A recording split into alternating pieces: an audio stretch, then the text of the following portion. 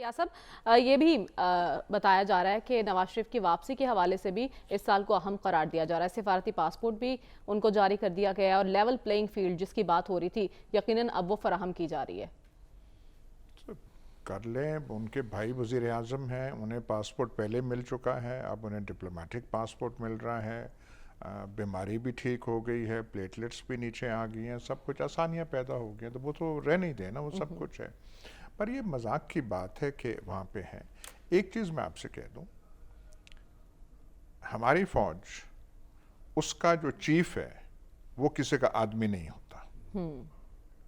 آپ کہیں نا کہ جی وہ 6 لاکھ فوج ہے اور اس کے ساتھ اور ہیں کہ جو ہے کہ وہ ہمارا آدمی ہوگا، جیسے عمران ایسے خان صاحب کہہ رہے ہیں ایسے نہیں، ایسی کوئی بات ہو نہیں سکتی. وہ اپنا آدمی ہوتا ہے، وہ اپنے ادارے کا آدمی ہوتا ہے. جو وہ سمجھتے ہیں کہ ادارے کا یہ سوچ ہے جو ان کے خیال میں ہوتی ہے، اس کو وہ ریپریزنٹ کرتے ہیں.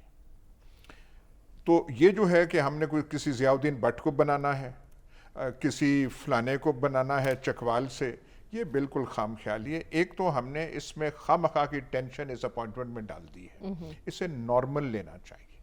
دوسری بات یہ ہے کہ ایکسٹینشنز 1947 سے لے کے آج تک ایکسٹینشنز نے پاکستان کو نقصان پہنچایا ہے. ایوب خان کو ایکسٹینشن نہ ملتی، مارشل لاء نہیں تھا لگنا.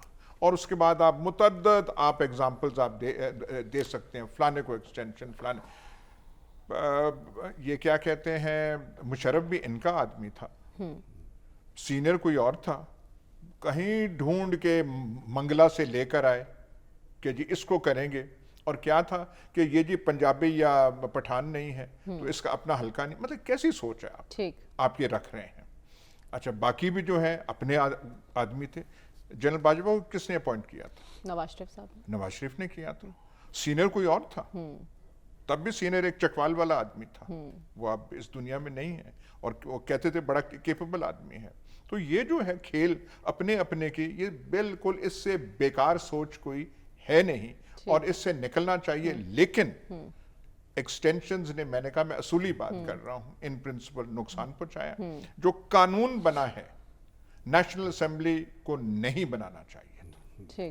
اس پہ کوئی نظر ثانی کرے گا یا نہیں کرے گا جب ایسی لیکن بڑی اہم بات آپ نے کی ہے جو خان صاحب کہہ رہے ہیں اپنا آدمی اپنا آدمی. آپ نے کہا گمراہ کرنے کی کوشش ہو رہی ہے عوام کو، کوئی اپنا آدمی نہیں ہوتا. یہ بڑی اچھی بات کی ہے ایاز صاحب نے، اگر واضح